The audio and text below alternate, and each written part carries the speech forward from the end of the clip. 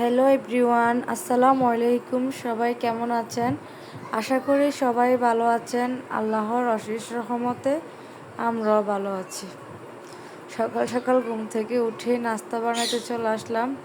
এখানে আমি আর আমার ননদ মিলে অনেকগুলো রুটি বানালাম। আমার শাশুড়ি অন্য দিক দিয়ে চেখে নিল।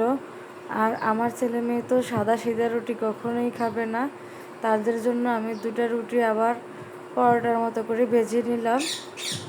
আজকে কয়েকদিন ধরে বাহিরে বৃষ্টি হইতে আছে। আমাদের বেবিটা আসার পর থেকে বৃষ্টি, ও এখনও বাইরের রোদ দেখে নাই, মানে রোদে নাই। কয়েকদিন যাবৎ বৃষ্টি, একটু বৃষ্টি কমলে আবার বৃষ্টি হয়, দেখা যায় রোদ আর ওঠে না। আকাশ একদম গম্ভীর হয়ে আছে, চারপাশটা কেমন জানি অন্ধকার অন্ধকার ভাব। এই ওয়েদারটা মোটেও ভালো লাগতেছে না। প্রথম টাইম ভালো লাগছে, এখন আর মোটেও ভালো লাগে না, যেহেতু 7-8 দিন হয়ে গেল একটানা রোদ নেই, বৃষ্টি একটু বৃষ্টি থামে আবার শুরু হয়। একটু যাই হোক, ওয়েদার যেমনই হোক, আমি আর আমার হাজব্যান্ড আজকে বের হব কিছু বাজার করার জন্য। সকালে বাচ্চাদেরকে নাস্তা খাওয়াইলাম, তারপর রান্নাবান্না করে দুপুরের খাবার খাওয়াইয়ে ওদেরকে ঘুম পাড়িয়ে তারপর আমি আর আমার হাজব্যান্ড বের হয়ে গেলাম। বাসা থেকে দুপুরের লাঞ্চ করে বের হলাম। আমরা বের হওয়ার পর বাহিরে ওইরকম বৃষ্টি আর হচ্ছে না, গুঁড়া বৃষ্টি ছিল, জোরে আর বৃষ্টি হয় নাই। এই তো আমি আর আমার হাজব্যান্ড বাজারে চলে আসলাম বেবির জন্য কিছু ড্রেস কিনবো। বেবির মায়ে টাকা দিল, যেহেতু বেবির মা বের হইতে পারতেছে না, ওনার বাচ্চা যেহেতু ছোট, তাই আমাদের কাছে টাকা দিয়ে দিল ওর জন্য কয়েকটা ড্রেস নেওয়ার জন্য ওনার পক্ষ থেকে। এই তো আমি ওর বাবুর জন্য কিছু ড্রেস কিনে নিলাম। বাবুর জন্য এখানে শুধু ড্রেস কিনা হয় নাই, বাবুর ড্রেসের পাশাপাশি বাবুর যা যা লাগবে কসমেটিক্স এগুলোও নেওয়া হলো। সব কিছু তো আর ভিডিও করা হয় না। এই তো ড্রেসগুলো নিয়ে আমি আমার হাজব্যান্ড চলে আসলাম বড় মসজিদের পাশে বেলপুরি এগুলো খাওয়ার জন্য, কিন্তু আসার পর আর বেলপুরি খেলাম না। এসে অনেক ভালো লাগলো, একদম লাইটিং লাইটিং চারপাশটা। এখানের ঝালমুড়ি, আনারস মাখা, বেলপুরি এগুলো অনেক মজা হয়। তাই আমার হাজব্যান্ড বলে সবসময় তো বেলপুরি ফুচকা এগুলোই খাও, আজকে অন্য কিছু খাও। তাই দুইজনে মিলে ঝালমুড়ি খেলাম ঝাল ঝাল করে। ঝালমুড়ি খাওয়ার পরে আনারস মাখা খেলাম, তারপর আর ভালো লাগতেছে না, কিছুই খেলাম না। আমি আমার হাজব্যান্ড আবার মাছ বাজারে গেলাম মাছ কেনার জন্য।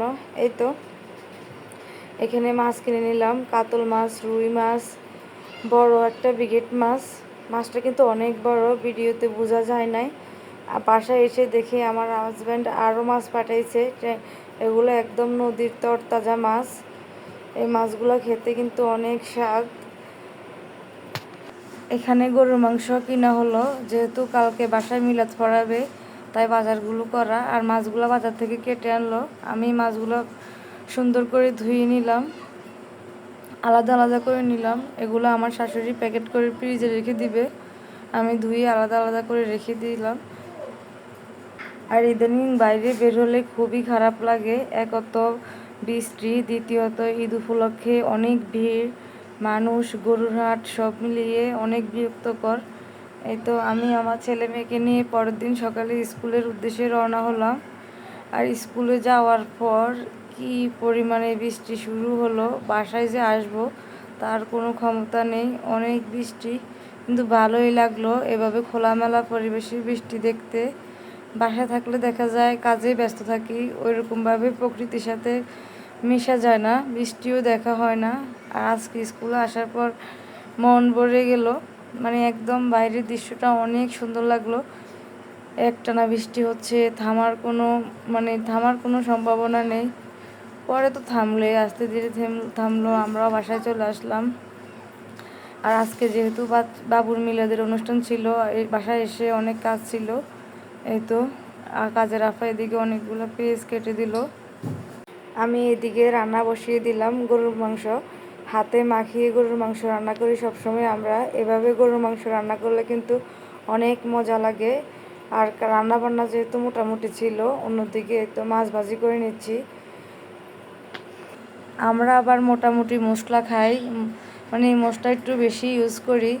অনেকে কিন্তু সাদা খাবার খায়, আমরা কিন্তু এরকম সাদা খাবার একদমই পছন্দ করি না। মশলা দিয়ে কষিয়ে সুন্দর মতো রান্না করলে খেতেও ভালো লাগে, দেখতেও সুন্দর লাগে। মানে যে কোনো তরকারির একটু রং কালার হলে সুন্দরই লাগে। অনেকে কিন্তু সাদা সাদা খায়, একদম মশলা কম খায়।